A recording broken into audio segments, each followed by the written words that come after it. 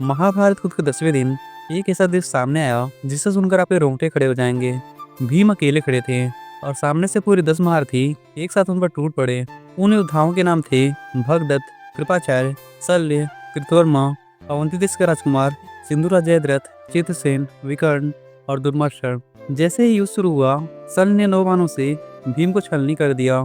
फिर कृतवर्मा ने 3 और कृपाचार्य ने 9 बाण मारकर भीम को घायल कर दिया। इधर मौका देखते ही चित्रसेन, विकर्ण और भगदत्त ने भी एक साथ 10-10 बाण चलाए।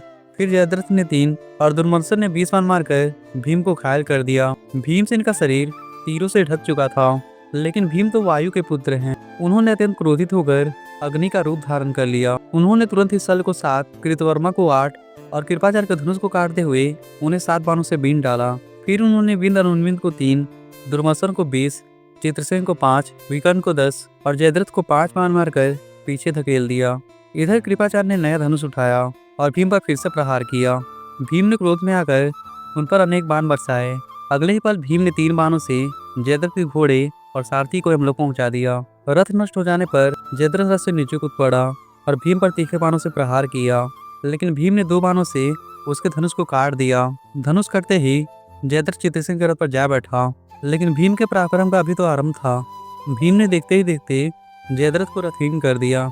कौरव सेनापति यह सब देखकर दंग रह गए। शल्य यह अपमान सहन न कर सके। उन्होंने भीम के शरीर में बाणों की वर्षा कर दी। बाकी सभी महारथियों ने शल्य की रक्षा करते हुए भीम पर टूट पड़े। भीम ने बिना डरे सबको 5-5 बाणों से घायल कर दिया।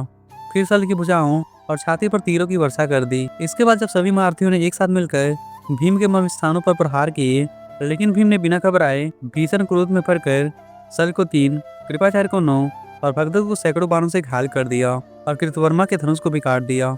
कृतवर्मा ने भीम को गहरी चोट पहुंचाई, लेकिन भीम ने जवाब में शल्य को 9, भगदत्त को 3, कृतवर्मा को 8 और बाकी सभी योद्धाओं को 2-2 बाणों से घायल कर दिया। अब गुस्से से पागल हुए कौरव योद्धाओं ने अपने अपने दिवास्त्र से भीम पर प्रहार किया।